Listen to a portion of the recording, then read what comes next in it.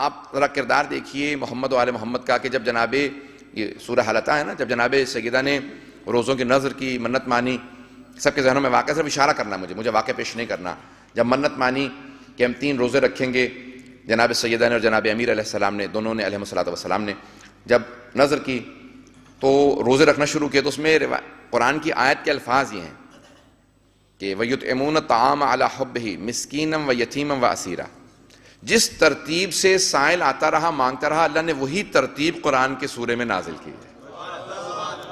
مسکینم و یتیمم و اسیرا، پہلے دن کہا تھا نا جس نے کہ میں مسکین ہوں، کچھ نہیں میرے پاس، دوسرے دن کہا تھا میں یتیم ہوں، تیسرے دن کہا تھا میں اسیر ہوں، جو جملہ پیش کرنا چاہ رہا ہوں عزیزان گرامی، اسیر کسے کہتے ہیں؟ جنگی قیدیوں کو، اور مدینہ کے اندر کوئی مسلمان جنگی قیدی نہیں تھا، مشرکین و کفار جنگی قیدی تھے۔ عزیزان گرامی، ہم ان اہل بیت کے ماننے والے ہیں جو کسی کافر اور مشرک کو بھوکا برداشت نہیں کرتے، اپنے آپ کی بھوک کو قربان کر کے اسے کھانا کھلا دیتے۔ عزیزان گرامی، کیا کیا اہل بیت نے؟ تیسرا دن تھا روزے کا، کہا ہم دوبارہ فاقہ کر لیں گے۔ شیعہ سنی سارے مورخین مفسرین نے لکھا ہے کہ جب یہ سورہ نازل ہوا ختم مرتبت، فوراً آئے جناب سیدہ کے گھر میں اور دیکھا امام حسن حسین وہ بھی روزے رکھ رہے تھے، جبکہ نظر ان کی نہیں تھی، نظر ماں باپ نے مانی تھی، لیکن وہ بھی روزے سے تھے۔ اب ان کے بازو کانپ رہے تھے 3 دن، کیوں؟ بہت کم سن تھے، 4 برس کے تھے، 4 اور 5 برس کے۔ تو پیغمبر اسلام کی آنکھوں میں آنسو آئے، فوراً کہا پروردگارہ میری زندگی میں میری آل ان مصائب سے گزر رہی ہے، میں برداشت نہیں کرتا۔ تو اس کے بعد کے مصائب پیغمبر اسلام کے لیے کتنے مشکل ہوں گے، میں انشاءاللہ آخر میں پیش کروں گا۔ عزیزان گرامی، ہم ان محمد و آل محمد کے ماننے والے ہیں جو اسیروں کے لیے بھی، جو مشرک اور کافر اسیر کے لیے بھی اپنی بھوک برداشت کر لیتے ہیں، لیکن ان کی بھوک برداشت نہیں کرتے۔ عزیزان گرامی، جناب امیر علیہ السلام کے جملے ہیں جناب ختمی مرتبہ سے متعلق کہ سخاوت حبیب خدا یہ تھی، ختمی مرتبہ کی سخاوت کا یہ عالم تھا کہ جب تقسیم کرنے پہ آتے تھے تو اپنا حصہ بھی فقراء میں تقسیم کر دیتے تھے، خود فاقہ کر لیتے تھے، لیکن دوسروں کے فاقے کو برداشت نہیں کرتے تھے۔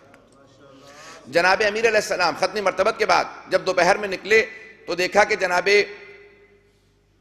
ایک صحابی رسول ہیں بہرحال کہ جو باہر نکلے ہوئے، دوپہر کی گرمی ہے مدینے کی، مقداد جناب مقداد ابن اسود، کم مقداد اس دوپہر کی گرمی کے اندر باہر نکلے ہوئے ہو؟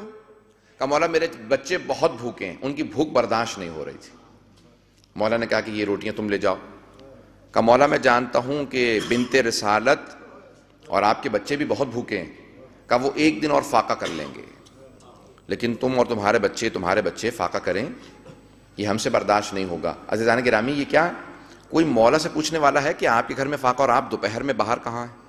مولا بھی تو دوپہر میں باہر ہی تھے نا، دوپہر تھی، کوئی مولا سے پوچھنے والا نہیں تھا۔ جب گھر پہنچے، اب دیکھیں جناب امیر ایسے ہیں، کسی کے ذہن میں یہ نہ ہے کہ اپنے بچوں کو کیوں بھوکا رکھا ہے جناب سیدہ کو۔